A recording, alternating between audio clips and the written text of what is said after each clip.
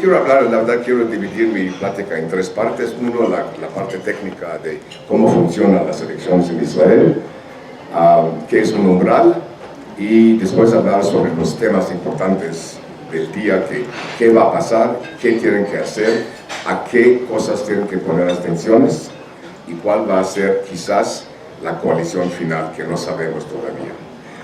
Una de las cosas que más sorprendente, bueno, para muchos observadores, era que los sondeos saliendo de la votación decían una cosa bastante diferente al resultado final. Y se trata de explicar por qué los sondeos en Israel son malos. Porque Israel es muy bueno en estadística, en matemática, en cosas de ciencia, es muy bueno en calcular cosas. ¿Cómo es posible? La contestación básicamente es que, especialmente los religiosos, no te dicen la verdad cuando te preguntan. Y también mucha gente de la derecha esta vez no decía exactamente cómo van a votar.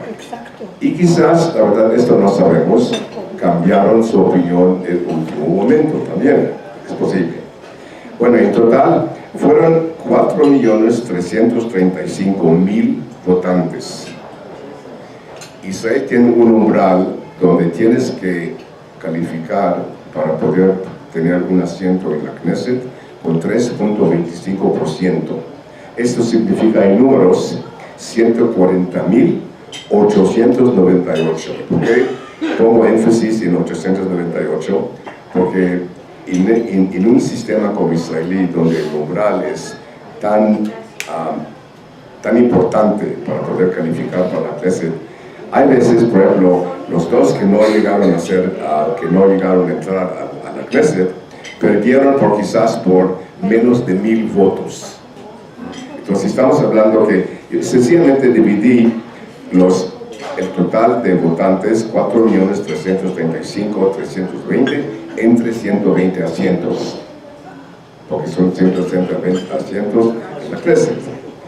O sea, la matemática aquí es muy fácil. Entonces necesitas 140.898 para calificar, y cuando calificas ya tienes 4 escaños.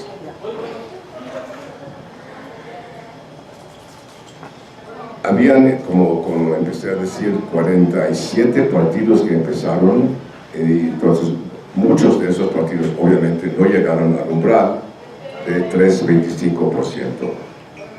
Lo que sí tenemos hoy en día es el resultado actual, ya es esto. La verdad, yo me preparé para esta plática los últimos 3-4 días. En diario fui cambiando la cantidad de números, porque iba cambiando todo el tiempo. Entonces, como ya me dijo, 36 de Likud, empezaron empatado 35-35, Likud con Cajol Labán, pero al final Likud recibió uno más.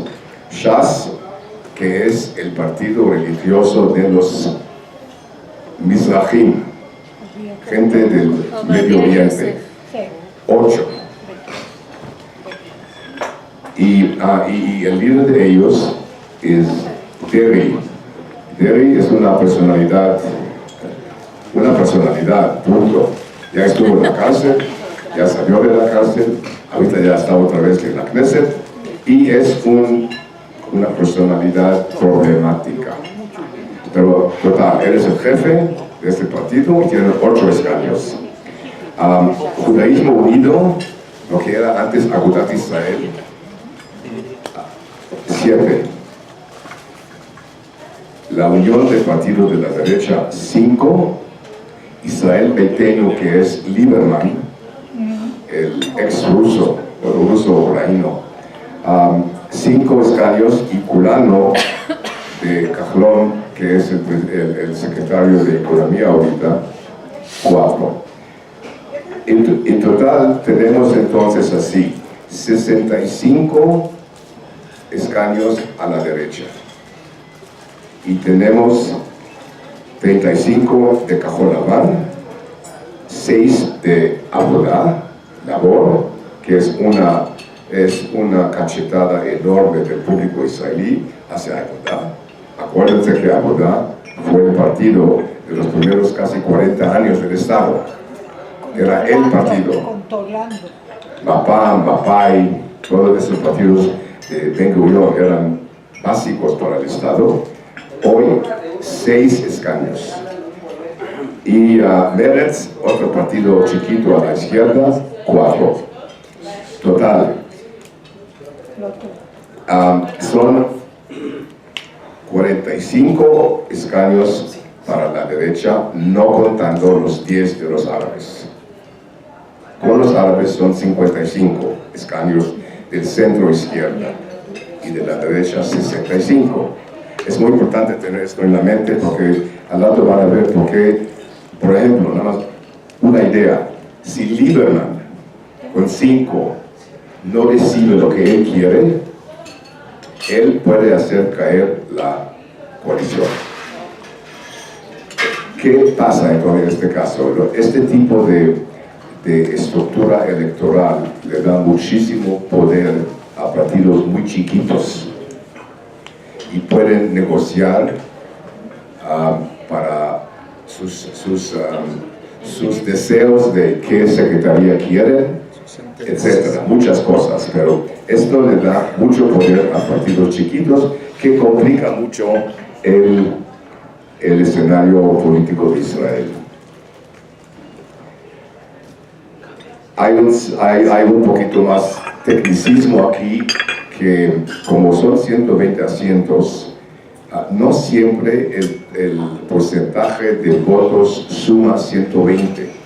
Hay veces que un partido, digamos, puede tener 8 escaños, pero le sobran, como yo dije que necesitaban 140,000 votos para tener un lugar, alguien que llega a 135, o sea, 8 escaños más 135,000, puede ser que le dan un escaño más.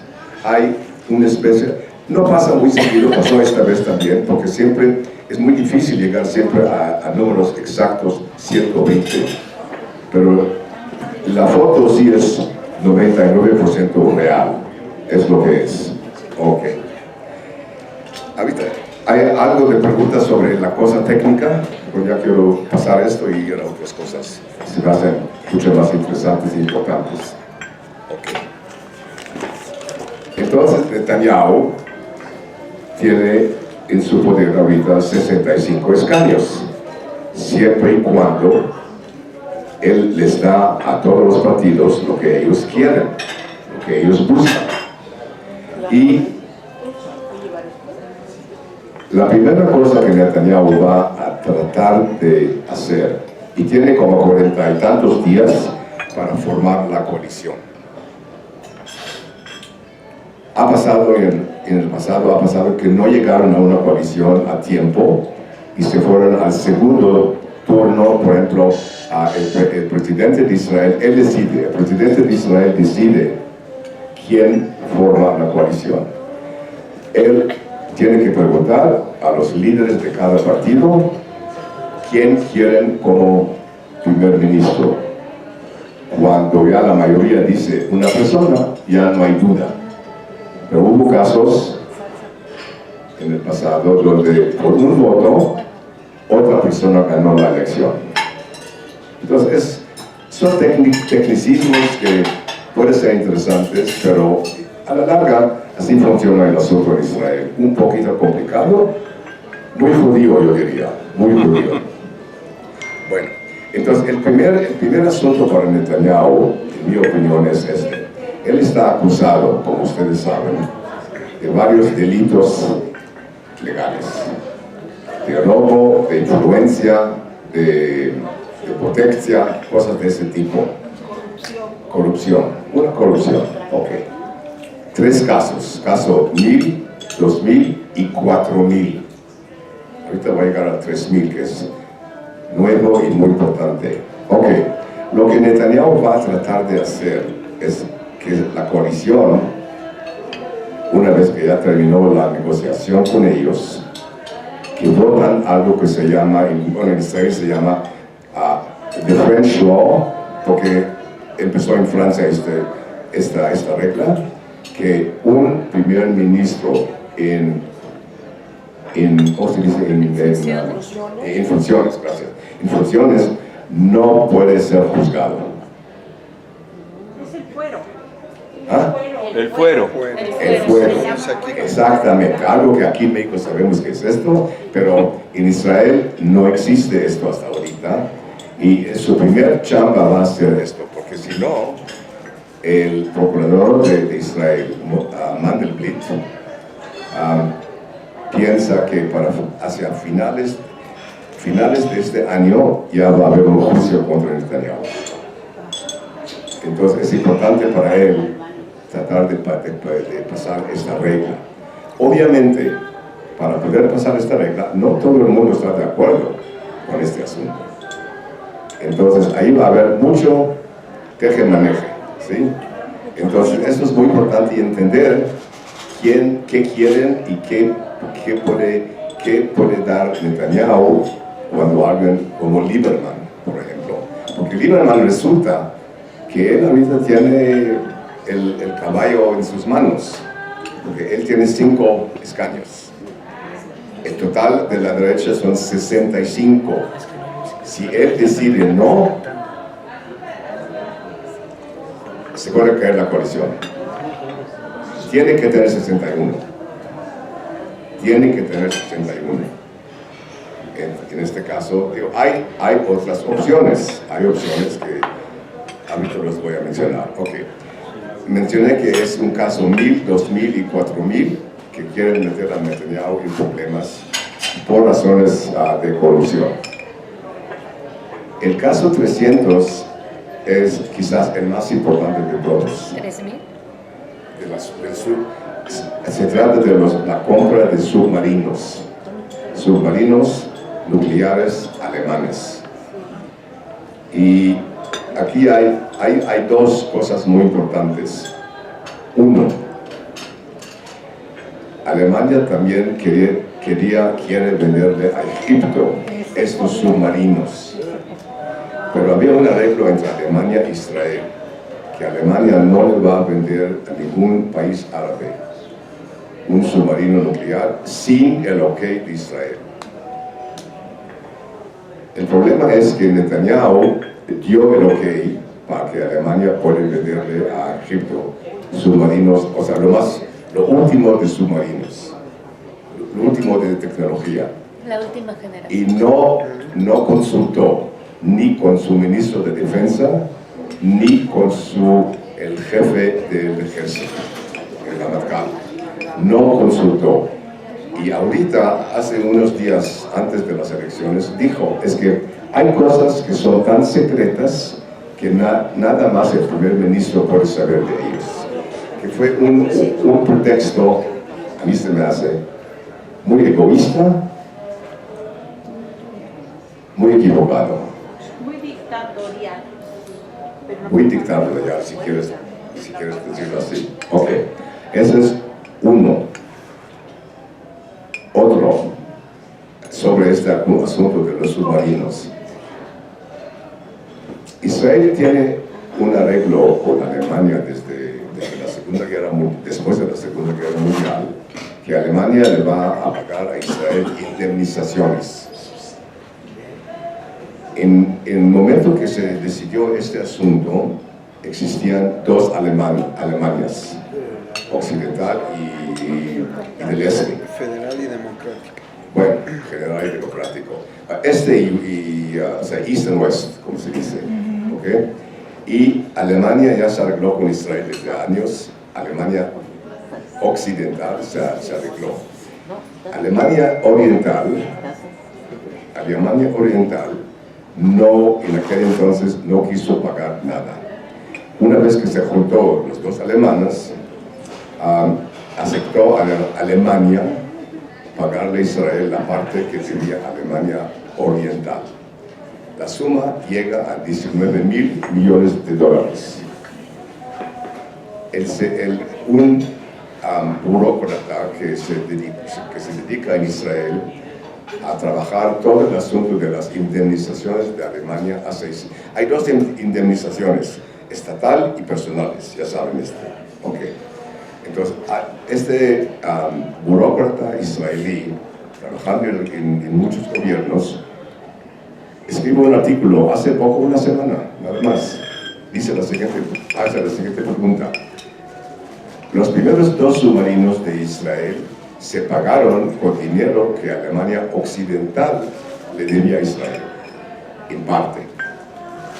Él hace la pregunta, ahorita hay 19 mil millones de dólares que Alemania unida le debe a Israel. ¿Por qué no usar este dinero para comprar los demás submarinos? Él hace la pregunta. Yo lo presento aquí como una pregunta. No hay contestación, sí o no. Pero aquí hay cosas que no pintan bonito para Netanyahu. Porque aparte de todo este asunto de la compra o cómo pagar los submarinos, que una compañía, que el dueño de la compañía era el primo hermano de Netanyahu, Netanyahu compró unas acciones de esta compañía y esta compañía le provee muchos productos a ThyssenKrupp. ThyssenKrupp es la compañía que fabrica las submarinas y Netanyahu ganó alrededor de $4 millones en la venta de las acciones de esta compañía. Entonces, aquí hay varias cosas y es el caso quizás más fuerte que los otros 3 de corrupción. Porque aquí se trata de la seguridad de Israel. Y la seguridad es más sagrado. Más sagrado este asunto. Entonces, existen estos 4 puntos que Netanyahu tiene que tratar de pasar en la Knesset para que no enjuicien durante su mandato. Es la primera cosa que va a tener que hacer rápido. ¿Cómo va a resultar? No lo sé. Otros puntos que quiero discutir ahorita es esto. Hay una de las cosas que me molestó mucho de la selección, hubo muy poco discusión sobre política y qué hacer, cosas importantes para el Estado. Era una campaña la verdad, bastante fea, bastante agresiva, no llegando al punto de discutir cosas básicas, políticas. ¿Qué hacer con Gaza? ¿Qué hacer con Líbano? ¿Qué hacer con la Franja Occidental? ¿Qué hacer con muchos puntos que hay que discutir en Israel, que son muy importantes? Entonces, la campaña fue de mi punto de vista, de un nivel bajo. Porque seguramente el asunto de seguridad es el más importante y, dándole mucho crédito a Netanyahu, supo manejar el asunto por Gaza en las últimas 2 semanas antes de la elección bastante bien. Bastante bien quiere decir, no hubo un calentamiento de hostilidades. Después que Hamas tiró un misil hacia Kfar Saba, un lugar muy cerca de Tel Aviv, y destruyó toda una casa con 7 heridos. Era un acto muy agresivo de parte de Hamas. Y resulta que salió el asunto que fue un error de parte de Hamas que se tiró este misil. ¿Por qué lo menciona nada más? Porque Netanyahu sí pudo manipular este asunto bastante bien sin causar una guerra. Eso es algo muy importante. Netanyahu ha sido bueno en no meter a Israel en muchas broncas que podía haber tenido, por ejemplo, en Siria. Netanyahu fue muy bueno en manipular, no tener que meterse en la problemática de Siria. Hubo problemillas chiquitas en el Golán, pero esto no fue nada. Lo evitó. ¿Perdón? Lo evitó. También evitó en Gaza. Lo que no puede evitar, porque es una manzana mucho más dura, es la franja occidental, que es la parte muy importante. Esto es otro boleto y ahorita vamos a llegar a eso. Otro asunto que a mí se me hace muy importante para el mundo judío es la relación Israel con la Golá. Netanyahu no ha sido bueno en unir los dos mundos, el mundo judío-israelí y el mundo judío de la Golá, especialmente el americano. Y aquí hay todo un cuento del cótel y lo que pasó con el espacio para diferentes niveles de religiosidad, quién puede estar en el cótel o no. Hubo mucho, pero la cosa es que Netanyahu llegar a un acuerdo y él se fue para atrás en este arreglo. El que era en aquel entonces el director de la agencia judía, Sharansky, gastó más de 2 años en llegar a un acuerdo sobre el cótel con los judíos reformistas, conservadores y ortodoxos. Y al final Netanyahu, por la presión de los países, de los partidos religiosos. Muy importante esto. Okay. Otro asunto muy importante que viene también ya, la religión y Tzahal y el ejército. Ustedes saben que la mitad de la población israelí está muy molesta que jóvenes que estudian en yeshivot por un momento no tienen que ir al ejército. El ejército es universal. Es un punto muy importante especialmente para los grupos religiosos y no está arreglado, está abierto. Un asunto muy importante, toda la ocupación de la franja occidental. Ahorita no importa cómo le llamamos, la cosa es que al momento Israel, el ejército israelí con los palestinos están manejando la franja occidental administrativamente y militarmente también. O sea, el ejército israelí controla los puntos más importantes de la franja occidental, pero la autoridad palestina, la policía de la autoridad palestina, coopera mucho con Israel contra crímenes en la franja occidental. Si va a haber un cambio, uno de los puntos que vienen muy importantes, lo que se llama anexar la franja occidental. Uno de los partidos de la derecha quiere anexar. Y eso es otra papa caliente, muy difícil de saber cómo manejarlo. Una de las cosas que Israel, en mi opinión, ha hecho hasta ahorita muy bien a través de todos los años, lo que yo le llamo política de ambigüedad, ambiguo. Es muy importante esto, porque cada vez cuando Israel atacó a tropas iraníes en Siria, ¿qué dijeron siempre? Es que la prensa internacional dice que Israel lo atacó. Nunca dijeron nosotros lo hicimos, nunca, hasta que hace 2 o 3 meses Netanyahu empezó a decir esto. Netanyahu le quitó, en mi opinión, le quitó a Israel una arma de política muy importante, ser ambiguo. Tú no digas que tú fuiste. El mundo piensa lo que quiere. La prensa internacional dice que bueno, está bien. No vamos a decir si nosotros sí lo hicimos o no. Esto no nos da nada a nosotros.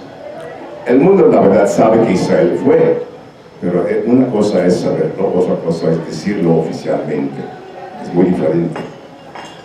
Okay. Hay muchos otros temas que vienen ahorita que se van a tener que discutir. Una ley que se llama Nación-Estado.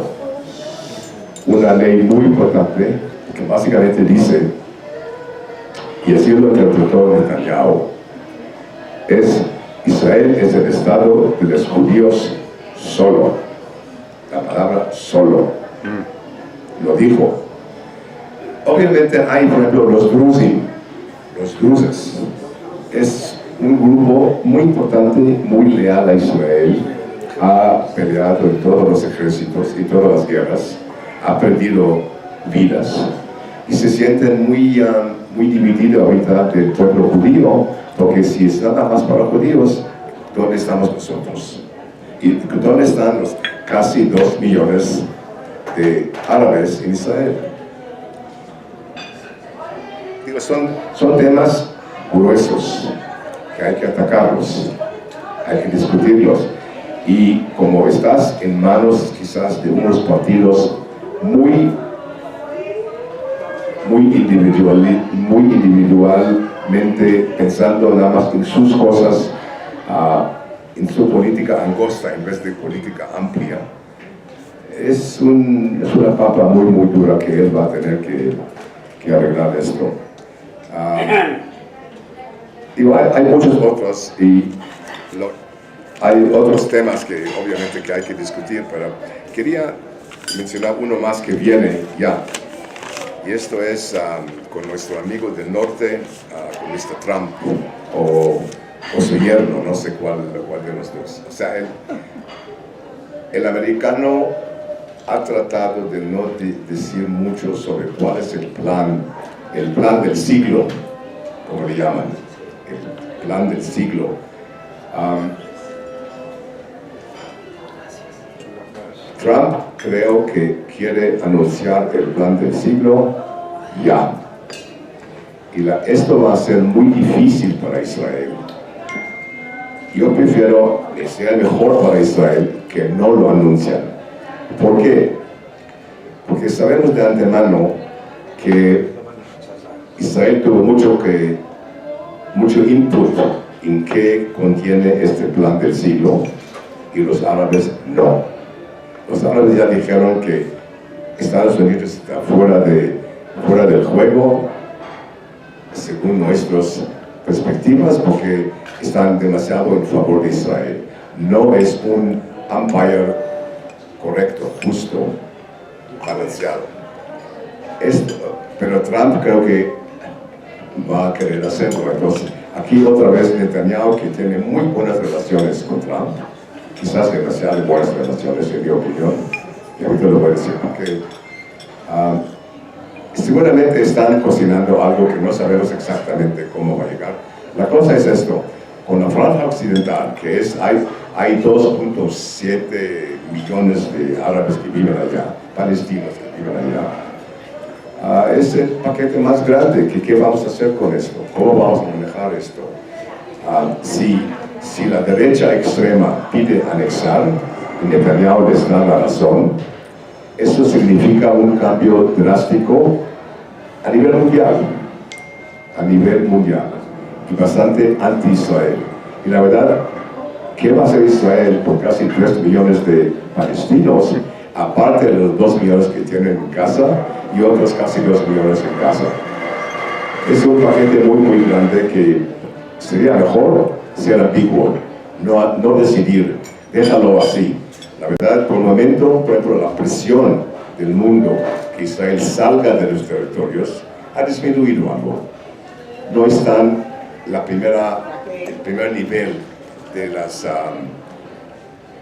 los periódicos. Entonces, si mencionas esto ahorita, otra vez mencionas algo que la verdad es muy complicado. Entonces, estos son unos retos. Mi tiempo ya son 45 minutos, bueno, que los tiempos son muy difíciles y vienen unas negociaciones muy duros. Netanyahu con sus aliados. Una posibilidad que puede suceder si Netanyahu no logra formar una coalición. Se puede formar una coalición, lo que se llama unidad nacional, y los dos campos grandes, Likud y Kajol Lavan, se juntan. ¿Posible? Sí es posible. Lo que dicen durante las elecciones, que no me voy a sentar con él, no me voy a sentar con este, no vale. Ahorita la cosa es que si Netanyahu no logra, porque le piden cosas que él no quiere dar, no logra formar una coalición, es posible que va a haber una coalición amplia de los dos campos. Y vamos a ver qué pasa con esto. Creo que voy a parar aquí porque me imagino que hay muchos... bueno, un punto más quizás, entre otros, perdón. Una manera de ayudarle al sistema político de Israel es subir el umbral. Si subes el umbral, ahorita empezó en 48 con un 1% y poco a poco subió, hoy es en 3.25. Digamos, si llega el umbral a 8%, 8% quiere decir que el partido que libra el 8% va a tener 10 asientos en la Knesset. Si tiene 10 asientos, ya se van a formar bloques más grandes en vez de tantos partidos chiquitos. Va a haber 4 bloques, básicamente. La izquierda, la derecha, los árabes y los religiosos. 4 bloques grandes. Son mucho más manejables que 47 partidos chiquitos y de 39 al final, y tienes que idear uno por uno. Te voy a dejar aquí.